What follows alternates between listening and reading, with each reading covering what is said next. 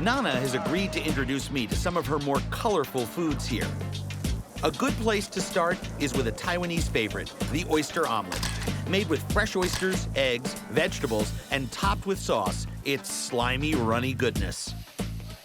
To a lot of people, oysters and omelets are kind of unusual, but that really light, sweet, briny sort of flavor with the sweet sauce and the egg, it's wonderful. A little bitterness from the cabbage. I just love how it's chewy.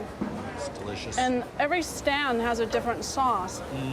Some of them, they put more plum sauce in it. Other places put more ketchup in it. And every chef's is different, right? This place is a photographer's dream and a food lover's amusement park. Talk about sensory overload. Beautiful. Delicious. This looks like good chicken butt. Advanced chicken butt eaters eat the whole thing. You may not want to. I'll just eat the edges of the butt. Exactly, where it's crispy and delicious. Besides grilled seafood, soups, and sushi, Shilin even has its own arcade game with a tasty prize. Go for the tail. See? Oh, yeah. And go for little ones. Big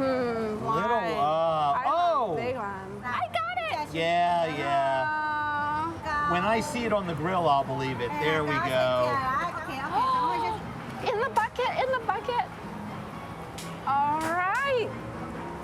Oh, I'm jealous. A little skewering. Oh, nice. A little grilling. A little seasoning, and it's snack time. Fresh shrimp for 60 Taiwanese dollars, or a little less than $2.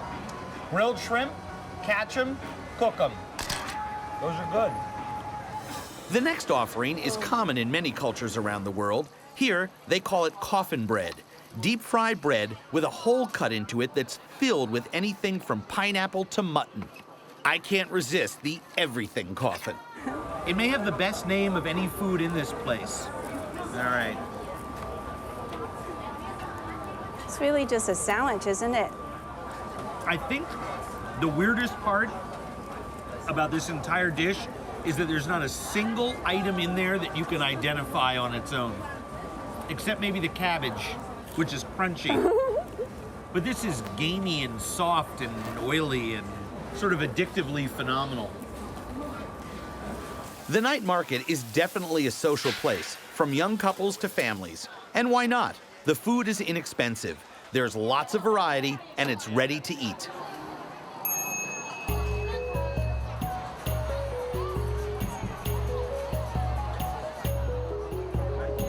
Oh, have you had that? The heart? No. Or the balls, the rooster balls? No. What are they? Unlaid eggs. Unlaid. Wow. You have to have No, the one. answer is no. Absolutely, I'm going to have one. Are you kidding me? Unlaid chicken eggs? Okay, I'll bite. I recognize the rooster's crown, but there's something I can't quite figure out. Looks like chicken tripe.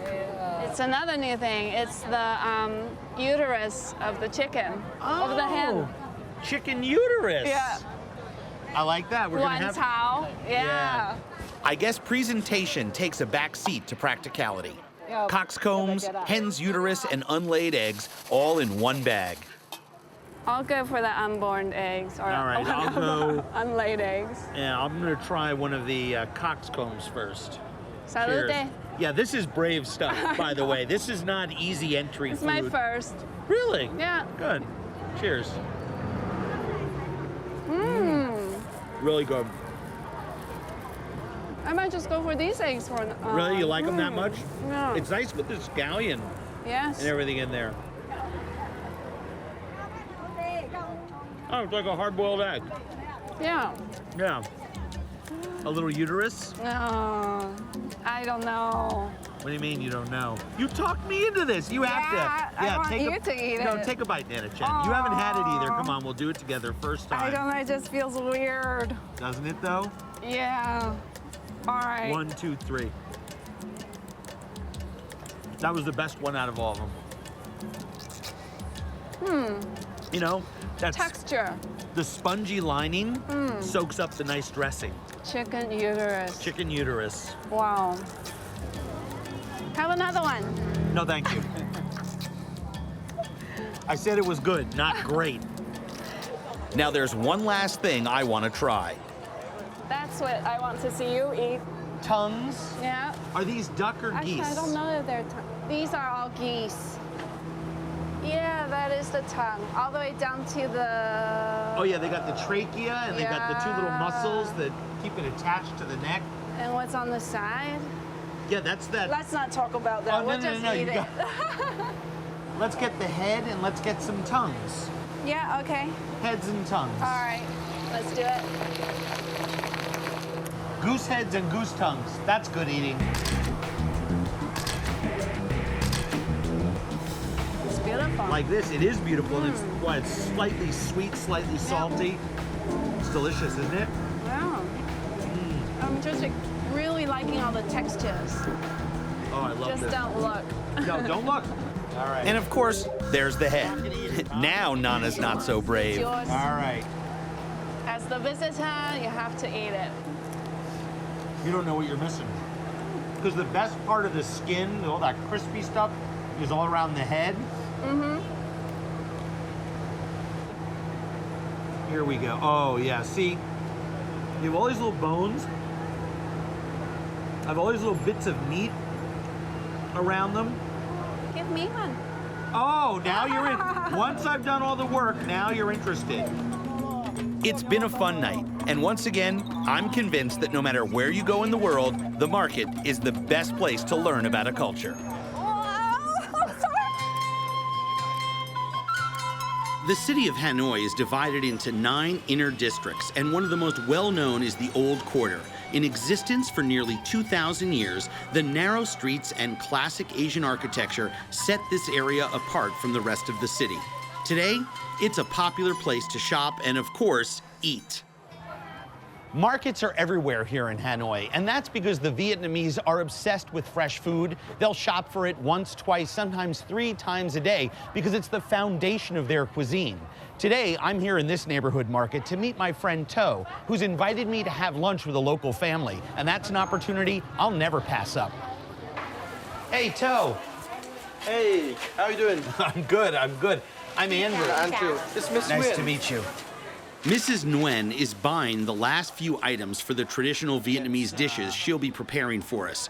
She's anxious to get first choice from her favorite vendors. What is she looking for when she's buying them? She was picking out certain ones? It's a baked snail and it's fat snail, so it's good. Oh, yeah. The vendor clips the snail shells and cleans them with amazing precision. From here, we grab some fresh herbs and check out this unusual vegetable. What's that? And there's a banana flower. Yeah? It's tasty. We just slide them down. Oh, yeah. And I didn't recognize it without the tip. Eat it raw, yeah. Rice is a Vietnamese diet staple and is grown in local rice paddies. I notice in Vietnam that all the rice I'm served is long grain, not short grain. Is there a reason for that?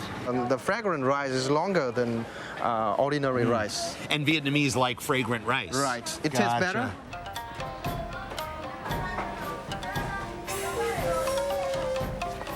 Like many typical Vietnamese families, Mrs. Nguyen lives with her son, his wife, and their 2 kids, as well as another granddaughter. And because the parents work outside the home, she prepares most of the meals. It's the way I like it. Now you're seeing how I roll. Lots of food. Lots of food. Mrs. Nguyen has been cooking off and on all day long, so the least I can do is try to help. Oh, I'd love to. Clearly, I'm going to have to establish some trust issues here in the kitchen because I'm relegated to herb washing duty. On the menu today are some dishes Mrs. Nguyen has been making for decades. Eels, fried silkworms, and the snails that we got at the market. Oh, wow. She seasons the snails with turmeric and a variety of different salts. The salts help to draw out moisture and kill off any bacteria. You have to remember the other reason to be cutting it is to disperse the protein, even if it's snails, amongst all the family members. Keep the pieces small enough to eat on chopsticks. Only in America does 16 ounces of animal protein provide the centerpiece for each person's plate. Here in Vietnam, as in most other countries, protein is eaten in smaller amounts, and lots of fruits and grains and vegetables make up the bulk of the diet. And over here in the crock pot, roasted pork with eggs and coconut milk. Slowly cooked pork with sweet spices is Chinese influence. The smell is amazing. These are the chicken eggs, and this is the coconut. I'm much less help than I thought I would be. They've called in the reserves. The granddaughter has arrived. It's absolutely fascinating how grandmother is teaching granddaughter the recipes in this environment. And this activity repeats itself every day, several times a day, in houses all over the city. I'd say this qualifies as a feast. Oh, I love it. A little bit of eel. All right. Eel is one of those underappreciated foods in America. A lot of times, eel sort of tastes of the water that it's been slithering around in. But the cooking technique, salting it and soaking it in the rice wine, spectacular. Cleans up the meat. Oh, delish. That's some good eel. I'm savoring the pork and egg dish with its rich, sweet broth. It melts in your mouth, and it has those traditional North Vietnamese flavors, the cinnamon and star anise, the sweet spices. And when it comes to the silkworms, you know how I love my bugs. Thank you. Oh. Wow. What's it seasoned with? Crispy shallot and some lemon leaf Oh, and oil. the lemon leaf. Right. That's what I taste. Delicious, very citrusy. Yep. Grown-ups love these foods, but the kids? You don't like silkworms? No. No? No. Would you like to try one? No, thank you. Well, let's try snails and tofu and a piece of green banana. What herbs are in the dish? Turmeric, pepper, dry chili, spicy chili, and fermented rice. Ah, I love that. Once again, one of the greatest joys of traveling is the time spent with new friends in their home, sharing a meal. This food is so spectacular. Your hospitality is great. Oh, thank you so much. Wang Fujing's shopping street is pedestrian only and houses international retailers as well as huge emporiums filled with Chinese goods. Just down a side street, a decorative archway marks one of the best places to find traditional Beijing street snacks. Sticky, sugar-glazed fruit is standard fare at these markets. There's roast corn, fresh pork, squid, and chicken, all grilled while you wait. In this market, if it swims, crawls, or flies, it's skewered, seasoned, and grilled as a snack. This is a type of cicada, griddled to perfection. All right, the last time that I saw a bug this size, I was shooing him off my screen door during the summertime. Oh my gosh. Bugs like this tend to taste of what they eat off of, and I can only think that this one was collected in some barn where a lot of giant hoofed animals took a very sturdy dump. This is horrifying. Grasshoppers are also offered here as a snack food, mostly because they're plentiful and cheap. It's kind of like eating paper. A lot of it gets stuck in your teeth. This is funky, but good. Now, traditionally, seahorses are found in soups and stews, but I just couldn't resist trying one. Here goes.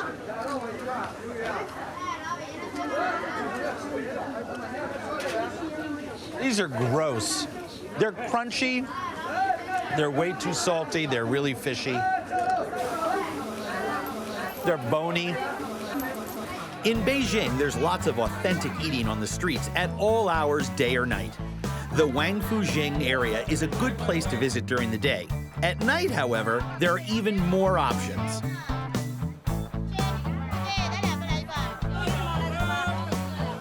Just a few blocks away is a veritable smorgasbord of bizarre dinner foods.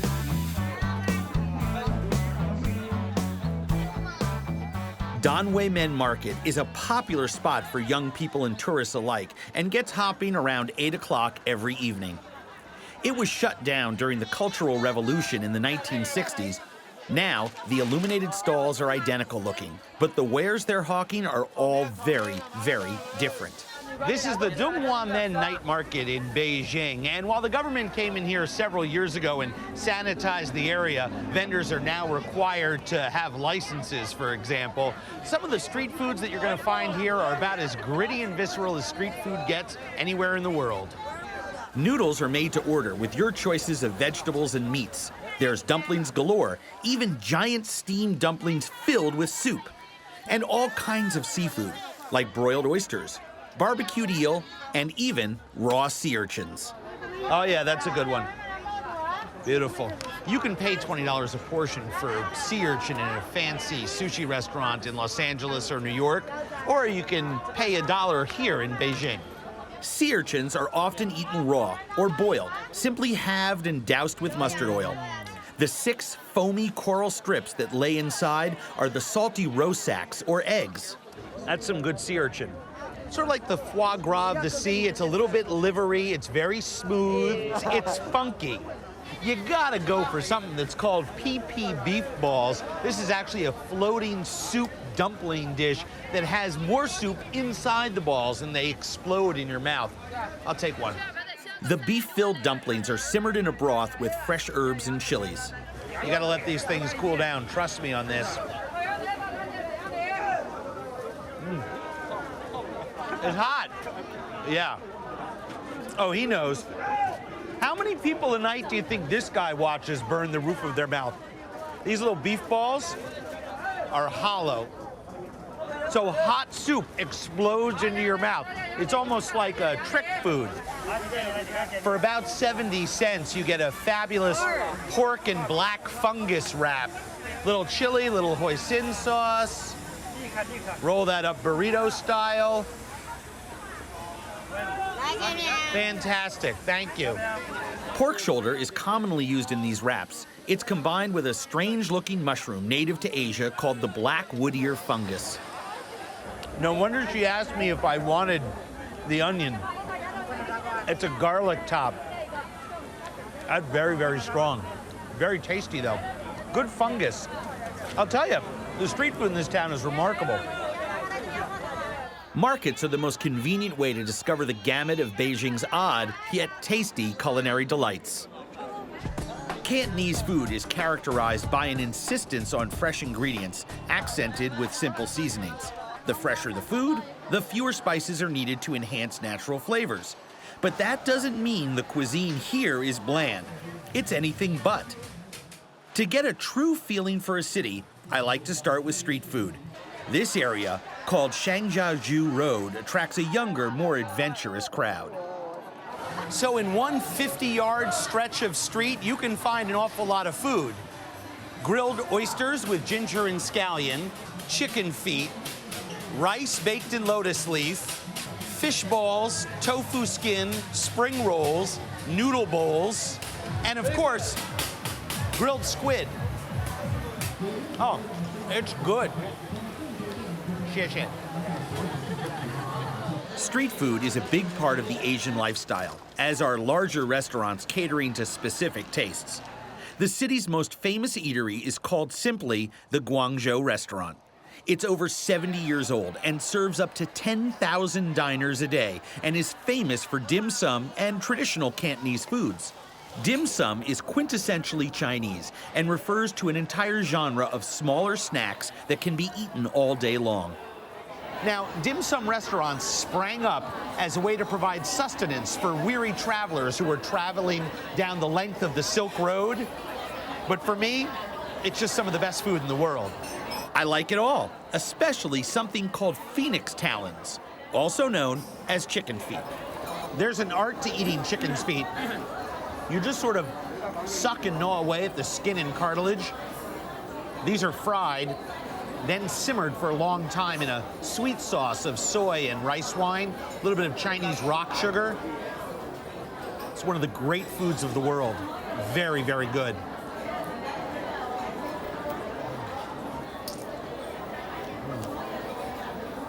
Wow. Fantastic. Lucky for me, the main menu features some rather unusual choices. Steamed abalone in its own shell, stuffed duck's feet, and a sweet dish with shrimp that's called simply stir-fried milk. Gotta start with the stuffed duck's feet. How cool is that? Imagine the labor that it takes. Look at that. That's a duck's foot, just peeled away from all of the cartilage and bone, leaving just the skin and those 3 little pieces of meat that lie over the toes and make them work. Stuffed with shrimp.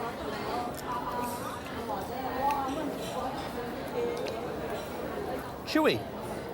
It's actually got great flavor. That's sort of like the ultimate surf and turf dish, duck's foot with ground shrimp. Wow. Abalone is typically a tough little creature texturally. To make it tender, the Chinese braise it and steam it for a very long time. Abalone, one of the chewiest foods in the whole world, usually sliced paper thin. I'll give this a go. They just melt in your mouth. I've never had abalone so tender. That's extraordinary. Now, I'll eat anything, but there are some foods that repulse even me. I'm not especially fond of mushy, jelly-like textures like the one in this shrimp and milk dish. See, with a lot of foods, you should just eat it. You shouldn't really spend too much time looking at it. You might be psyching yourself out.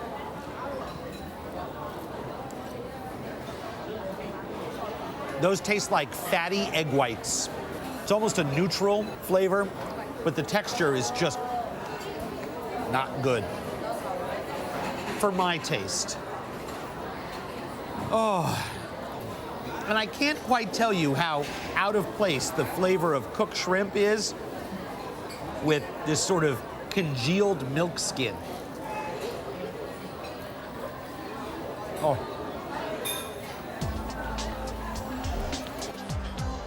I can't walk into a street fair like this without sampling some of the local treats. And this is one of the countries where, yes, they eat just about everything that swims, crawls, or flies. One of the strangest sights for most Westerners in any Asian market are the insect stalls. Insects are found throughout the country, and at most markets you can buy a serving of seasoned mealworms, crickets, or grasshoppers for just a few cents. If you haven't tried little crispy fried salted grasshoppers, you need to. These are outstanding. These ones are fried with chilies and salt. You could eat a bowl of these in front of the big game on Sunday. I can see it won't be hard for me to find favorites here, so I've called on a local to give me his best of tour. Ko Liang? Oh, Sawadee krap. Ko Liang has lived in Phuket for decades and is an integral part of the community. He serves on the board of the city's largest shrine, has worked as a travel agent, and he's a self-proclaimed gourmet. We're starting with noodle soup filled with pork liver, beef stomach, and intestines. This is just gorgeous. Tripe and chitlins. It's both they have the stomach and the intestines. Yes. Stomach and intestine. Boy, that tastes really clean, though. That's really good. This is a typical way. All tripe soup should be this good. Thai cuisine is built on contrasting tastes: spicy, sour, salty, bitter, and sweet. This dish combines all of the above, accented with powerful Thai chilies and peppers. See, there's a nice little piece of intestine. Boy, I'll tell you, there's nothing like a bowl of spicy hot soup on a 100-degree day. Yeah. All right, my friend, tuck into some tripe. Yep. There you go. And this pork meat. Look at that. Big fat noodles, you got thin noodles. There's meatball. Meatballs. Yeah, little bits of liver and heart. Liver, Yep. Yeah, inside. I like the way you just call that the inside. Yeah. Yeah. Well, let's find out what type of inside this is. Yeah. Oh yeah, that's the liver. Wow, this is good. This is very light.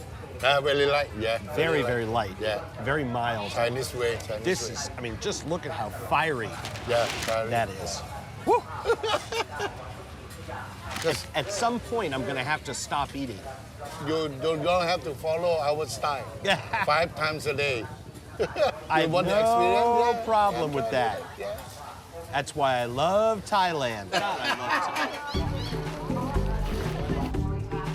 There's a wide range of food at this fair, all native to Thailand, including many kinds of seafood, unique fruits like jackfruit, fried sweetened eggs, fresh tamarind, rice cooked inside bamboo. The list goes on and on. Salted fish. They put in one sun, and the sun one day. Ah, And this one very good. This from the middle part of Thailand. 1 day old fish. 1 day. If you put over 1 day, maybe too salty. Oh yeah, you don't want 2 day salted fish. Thai coconut balls, or kanam tom, are everywhere. A simple Thai dessert, it's just rice, rice flour, and white sugar mixed in warm water with the pandanus leaf extract. The dough, combined with melted brown sugar and coconut, is rolled into little balls and cooked quickly in boiling water. When the fruit has been ready. Oh yeah, there's the first one. Up. Yeah. Another dose of shredded coconut goes on the outside, and they're ready to serve immediately, nice and warm. Well, that's fun. That's the kind of food that's as much fun to bake as it is to eat. Cheers. That's nice. It's like rock sugar inside of jelly. Yep. Wow. The Thais love ready-to-eat snacks, and there are even some I've never even seen before, like this dried squid. You see Well, the yeah, size? yeah. See the size? The price about 10 baht is about 20, 30 cents. I've never had stretch squid before. Yeah, They roll it? they grow it. Yeah, and if you eat without rolling, it's a little bit tough. Yeah. One by one, longer and longer. Amazing. Okay, Andrew. Fantastic. Dried, salty squid. Yes, Pulled, yeah, stretched, yes. jerky, Price. cheap. This is very good. I love this kind of stuff. These outdoor markets and fairs with grab-and-go foods can be found throughout the country, any day of the week. I'm just glad I explored this one with somebody who shares my appetite. Japan's a nation of 3,000 islands, and many of its most unusual food ingredients come fresh from the sea. And Tokyo is home to the world's biggest fish market, Tsukiji Market. Mayu Takanuchi is a chef at the Hachikari Cooking School and one of the thousands of cooks and retailers who shop here each day. Mayu. Nice to meet Nice you. to How are meet you? I'm great.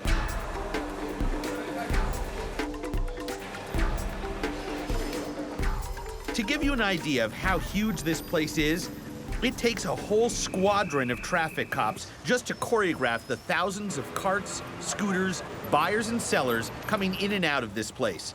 More than 60,000 people work here. There are 1,600 different food sellers, and they handle 2,000 tons of fish and seafood every day. So here's our eel shop. I love eels. Are you an eel fan? I am. These are river eels. Some people squeeze the melons. I like to sample the eels. They're delicious, though. I guess Mayu-san isn't used to that kind of sampling, but these little guys are just the appetizer. Now, this guy, I'm not going to eat raw. I will not put this whole eel in my mouth. I would not recommend that. We'll just bag this up and save it for later. There are more than 500 varieties of fish and seafood sold at Tsukiji Market, but nothing tops this one. The giant bluefin tuna is king. Every morning there's a tuna auction where buyers pay up to $1,000,000 yen per fish. That's $10,000 US. If you're lucky enough to bump into a friendly tuna vendor, he may let you nibble a few slices, worth about $100 each. Wow, Wow, it just melts in your mouth. that's pretty righteous. And the hits keep on coming.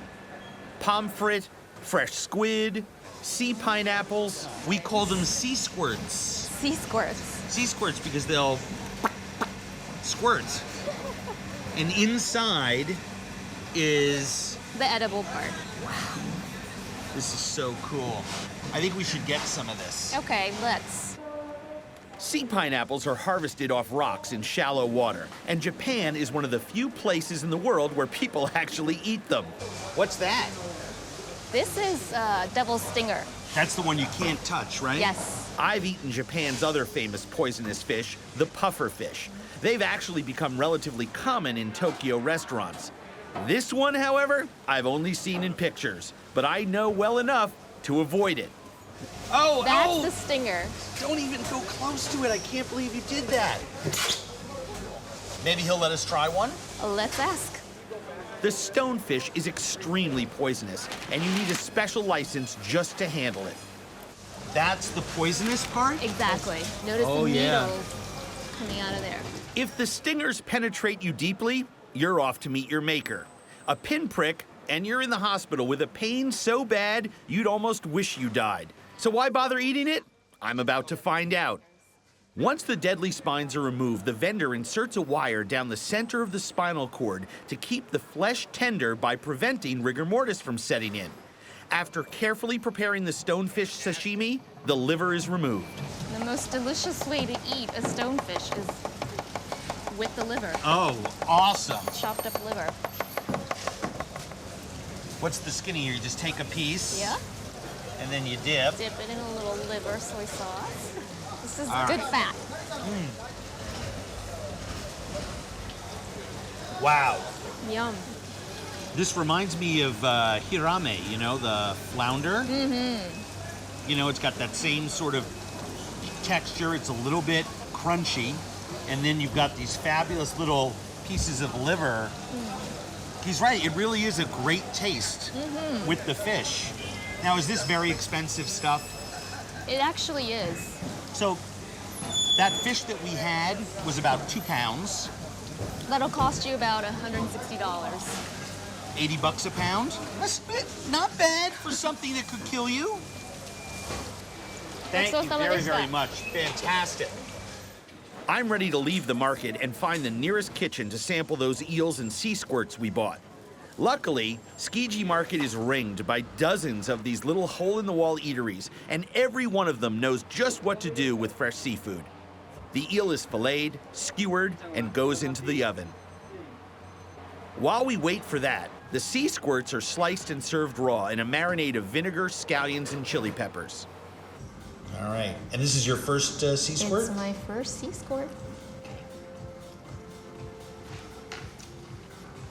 Oh my God. Strong, iodine-y. You don't like it. Do you need a napkin or something? Are you sure? You'll be able to squeeze it down. I'm gonna do it. It's harsh. Yeah. It's harsh.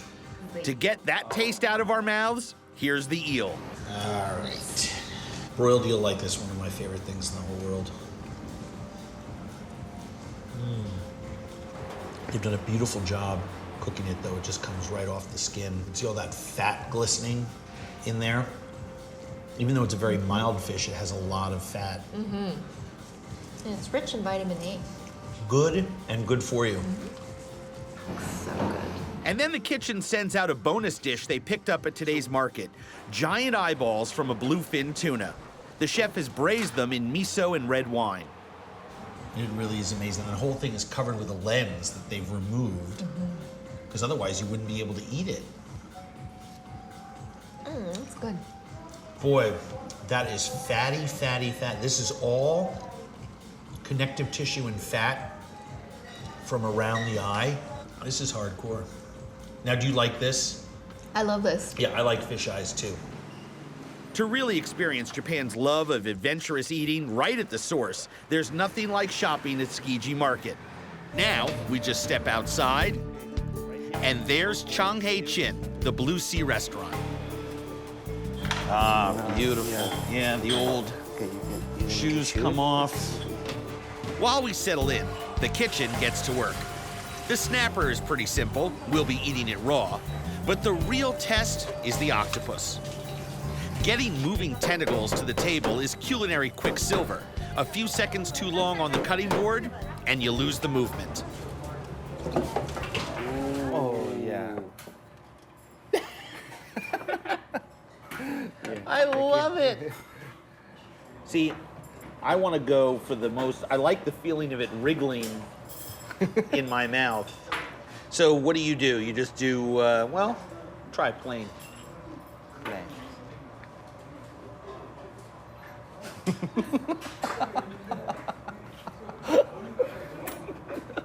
Oh my God.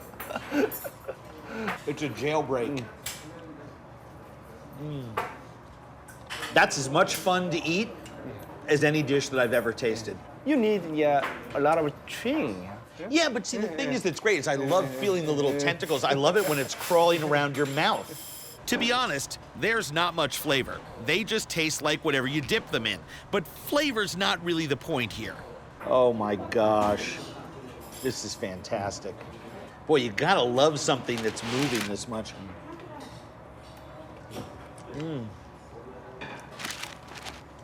Delicious. It's just so much fun to eat. The octopus heads, along with the head, tail, and bones of our fish, become a soup to finish off a memorable lunch. Well, my friend, cheers. Okay, thank you. Fabulous day. Singapore is not just one island. It's actually one huge island, surrounded by 63 smaller ones. In just 150 years, it has become one of the busiest ports in the world. As an island nation, Singapore has an enormous appetite for fish and seafood. And because there's such a fusion of culture and tradition here, it's the perfect place to discover new cuisine. Hi, Andrew. Nice to see you. How are you? Welcome to Changi. My friend Rosemary Lau knows just where to find seafood on the cutting edge.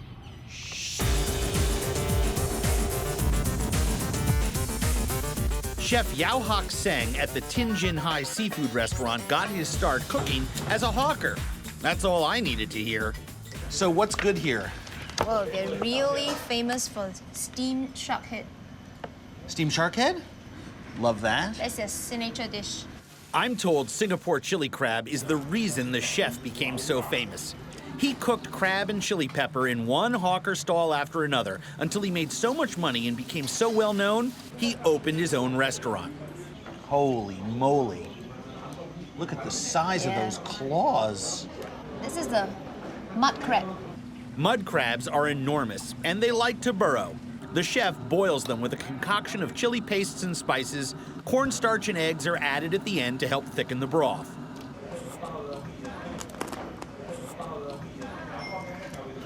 The sauce is fantastic, but the mud crab is so sweet. Not too spicy. It's perfect. It really is. I mean, let's not kid ourselves. You have to like spicy food. Yeah. Really, really good.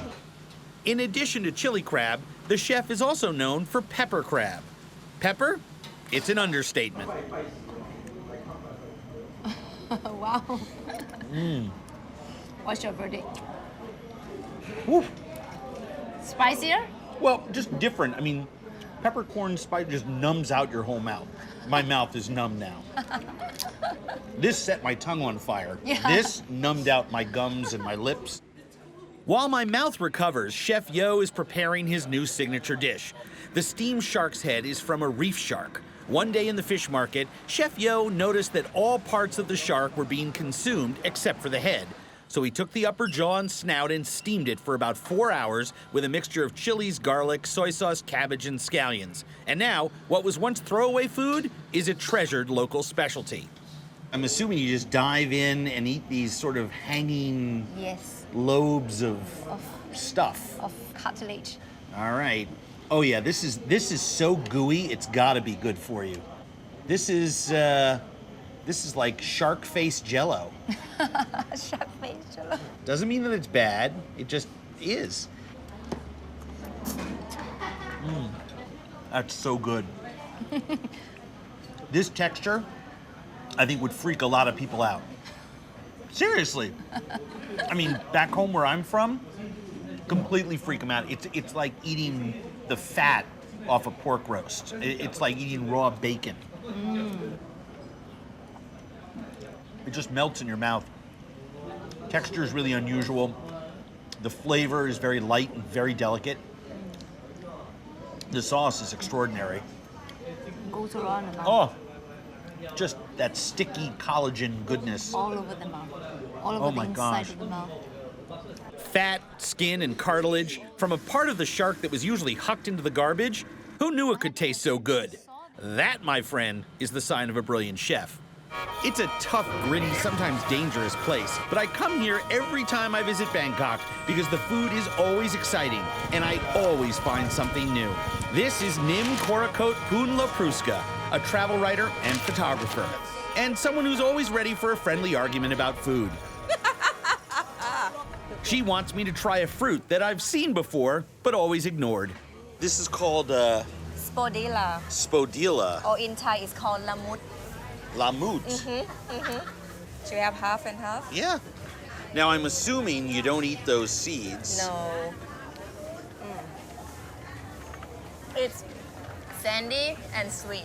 I confirm. Sandy is usually not an adjective that I like when it comes to eating fruit. Nim's a great friend to graze with. Even when I don't like something, I can have fun razzing her about it. What do you think? That's disgusting. No, Oh. Andrew, you can't say that. But right then. No, you're joking me. You don't like sandy? You don't like sweet? This tastes like nasty fountain syrup No. back home in the States, and it's sandy, and it has this odd sort of cloying taste on the back of the throat. One more word, sweet. I'll give you that. It's a little bit sweet. Fresh fruit comes here every morning from all over Thailand. It's a treasure trove of the familiar and the unexpected. What are they? Little coconuts? Yeah, it has a different taste. It has more like creamy taste. And These tiny coconuts grow just south of Bangkok. I've always assumed they were, well, just coconuts. Happy New Year!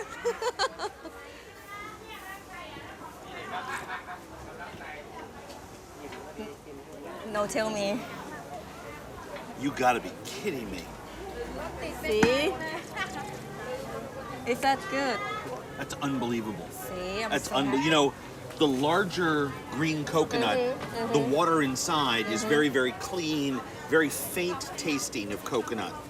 This is clear and it's watery, but it just reeks of coconut flavor. Yeah, right. This is like mother's milk.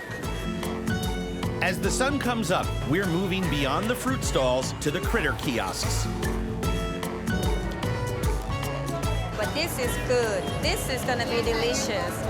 What is it? It's just like a catfish grill and then you eat with that sauce. This is fresh catfish on a stick in a convenient single portion serving. So it's the grilled fish, the sweet spicy sauce, and the bitter herb. Right. Sort of like Thailand in a nutshell.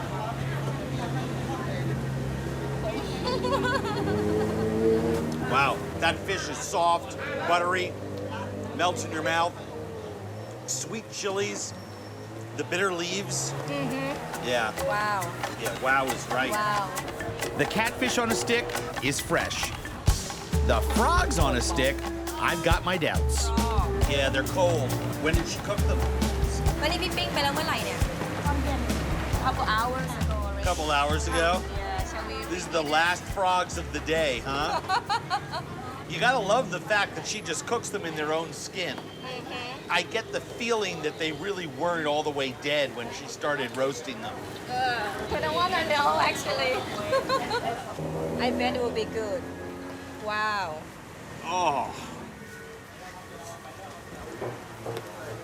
How is that?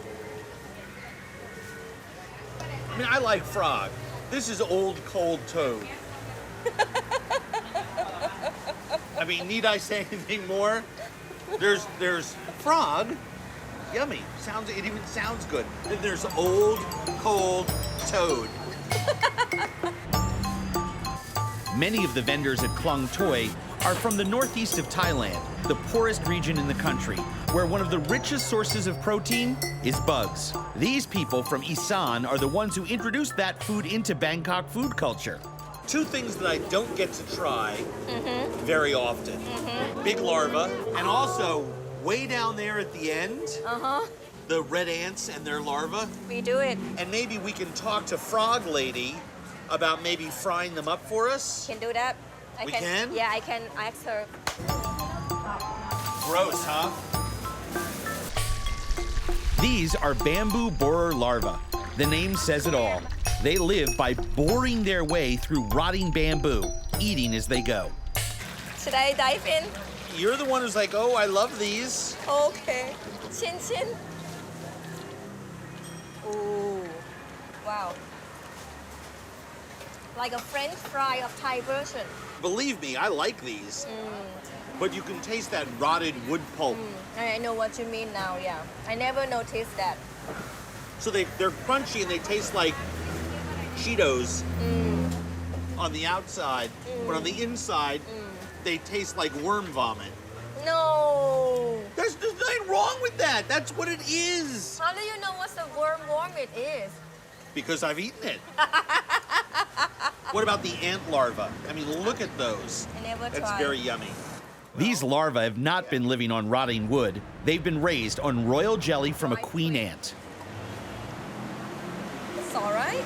It's not bad. It's good, actually. I love ant larva because it's so sweet. And as long as you don't spend too much time chewing, you won't get the little legs in your teeth. When you buy and eat most bugs from your typical roadside stall, they can be old, flavorless, and dried out. But not here. To be able to buy it fresh from that guy and walk 5 feet over here and have somebody's mom fry it up for us is fantastic. Wonderful. A market like Klung Toi is a microcosm, a condensed taste of a whole culture. The good, the not so good, and the fantastic.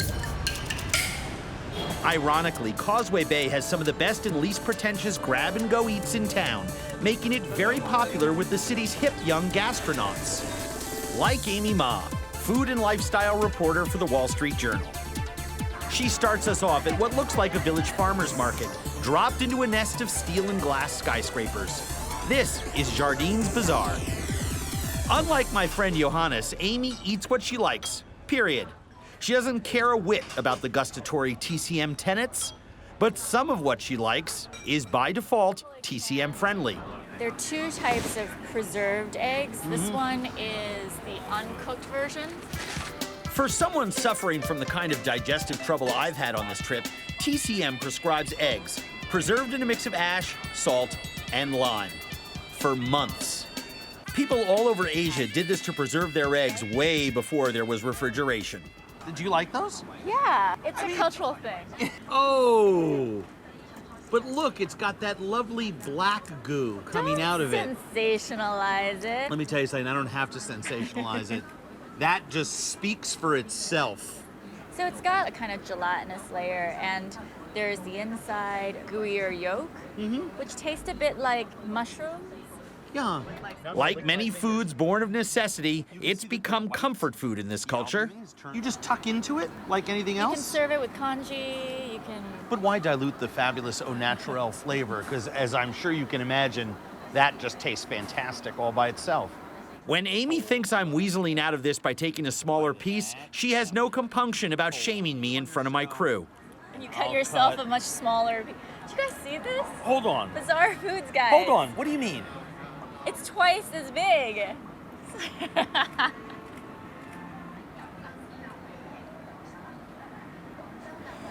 Inoffensive and like savory. I hate to admit it, but she's right. It's much less offensive than it looks. It's like brie cheese. No, it's got that mushroom taste. It has a little bit of It has a little bit of umami-ish aroma, that's for sure. It's a Right? little woodsy. That's just the egg rot. And I mean that in a nice way. These things are tolerable, but I'm a little tired of settling for tolerable. And I'm with someone who is perfectly happy leading me astray from my dietary commitment. Oh, you gotta be kidding me. You have to start with the Hong Kong waffle. The Hong Kong waffle is made with custard powder and tapioca flour, sugar and starch, two absolute don'ts according to my TCM doctor. Time to weigh the alternatives. Don't eat anything that I want to eat and travel around with this image of Dr. Ho in the back of my head, or eat everything I want to eat with Amy. Yeah, that's a no-brainer, pal. That is a no-brainer.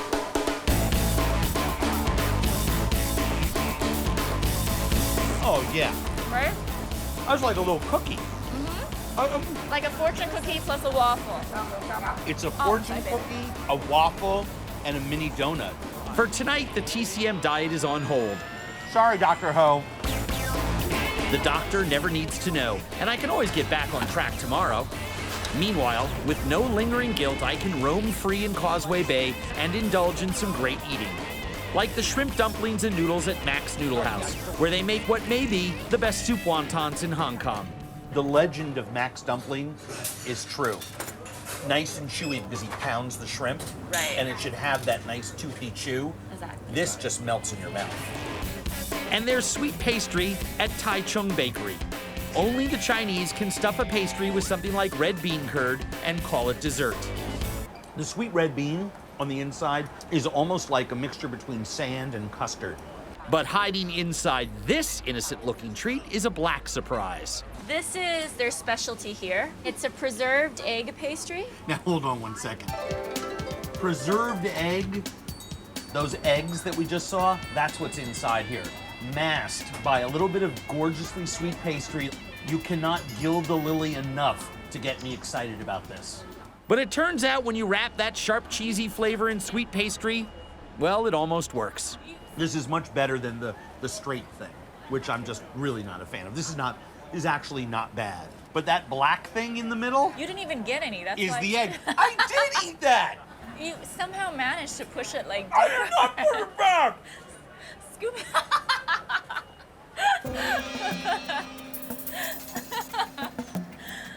Unbelievable. To finish the night, Amy takes me into the bustling kitchen of the Manor restaurant. It's an old-school Cantonese joint that's hipster chic the later in the evening you arrive. Amy says they make the very best version of a Hong Kong favorite, gold coin sandwiches. Every single ingredient in this little sandwich would be a felony offense against a TCM diet. I really don't say this often. This may be one of the world's most perfect foods. I mean, because you have the layer of barbecue pork, you have that sticky sweet sauce, then you have a thin sheet of fat, and then you've got that chicken liver. And it's all about the liver. Oh my God, it's the perfect foil for the whole thing. It's like eating river stones. The Manor is also famous for these wok-tossed soy sauce noodles. These are so special, a chef practices for 2 years before the Manor lets him make it for customers. That wind that you're hearing is he's actually using his knee. He's using his knee on those dials that fire up the wok. Before the wok is fired up, these handcrafted thin egg noodles are simply hydrated for 10 minutes. So what they're doing is they actually let the noodles soak in the water. They sort of half hydrate, and they're not really cooked all the way through, but they're also not really al dente. It's a more specialized treatment. It's the secret to good thin egg noodles. And the real artistry comes when it's time to toss the noodles into a wok. So the way they do it here is they don't use tongs or an actual spatula, they'll use their chopsticks. The reasoning there is that it aerates it a little faster. And if you were just flipping it, the whole mound of noodles would turn. Right. But if you're using chopsticks, individual strands are turning. Right, exactly. Right. In the end, it appears to be just a plate of wok-tossed noodles with a few seasonings, some bean sprouts, some sesame seeds. For this, 2 years of practice. The result? Perfection. Cheers. Cheers.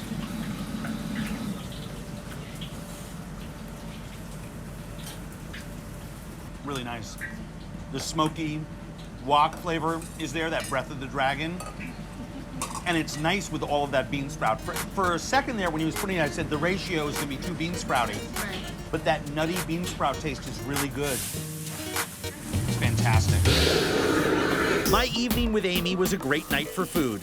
A terrible night for my diet. But at least I can be a good boy when it comes to my daily dose of medicinal tea. This noodle shop brought me some hot water to warm it up. Maybe this way, it'll be a little less awful. At the risk of another night spent sitting on the toilet, cheers. God, this stuff is disgusting. When you fall off the wagon, you just have to get back on again. Yuck. Haha, look at that. Chili. This is awesome. Their favorite dish is a veritable institution in Sichuan province, the mala hot pot, a 1,000-year-old tradition in China. Tiger, Dogger, and Liang have been eating hot pot a couple of times a week together since they were kids. There are many different varieties, but Chengdu food freaks boast that theirs is the most famous and the hottest. Here, at the popular Yulin Chuan Chuan Shang restaurant, no one seems to notice the overwhelming chili smell and smoke, but the vapor alone is potent. Your eyes and your nose are tingling. Each table has a sunken cauldron. It's filled with a bubbling combination of soup broth, chili oil, and huajiao, a flowering pepper native to Sichuan, which spreads a sort of numbing, carbonated feeling through your mouth. You select and then dunk hundreds of types of skewers: beef, lamb, chicken, duck, organs, fish, tofu, or vegetables into the brew to cook and to absorb all those spices and oil. Then you dunk again, this time into a vinegar, garlic, soy, cilantro sauce. My first batch is gonna be kidneys, chicken meat, chicken skin, and mushrooms. Some locals believe it creates an inner body heat, a defense against the constantly damp climate. Others just keep coming back for the taste and physical sensation. All the meat is rubbed with different types of chili paste. Then there's chili in the broth, whole chilies, ground chilies, chili infused in the stock, chili in the oil. And it's the perfect way to poach organs. From kidneys, whoo, that was hot. This is a chili extravaganza. To pig brain. The best thing about the brains here is that they still have the spinal cord and brain stem attached to the set, to the pear. They don't mess around here in Chengdu. Those are creamy, very fresh. That's good food. None of these guys is breaking a sweat or a sniffle. I know I'm in for it when Dogger starts ordering extra dried ground chilies. You can try it, but it's very spicy. So you dip it in the chili powder. Yes, both. People are nuts.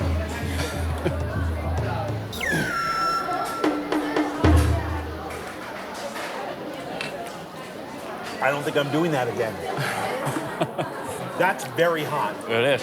Because people eating hot food every day, so it's not hot enough for them. So they need extra hot.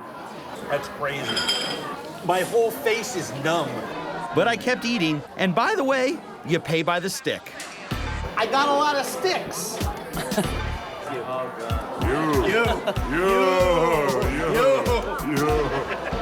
A massive dinner for four, less than $20. But the night is young, so we walk around the corner of this gritty downtown neighborhood of Yulin Nanlu to snack on some spicy rabbit.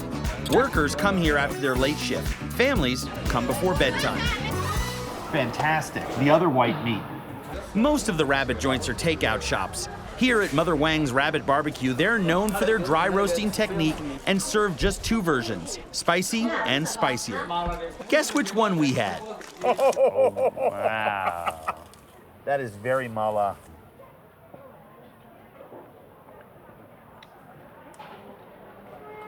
Roasted grilled rabbit, tossed in a lot of chilies that have sweet spices, pieces of cinnamon and star anise in there. And I like the way it's hacked up. Be very careful about the little bones.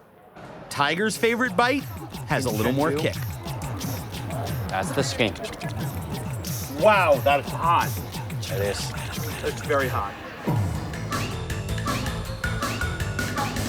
A short drive away, there's an entire street lined with joints serving pigfoot soup and noodles, but they don't get hopping till late, when the stores close and the restaurant tables spill from the sidewalk out into the street.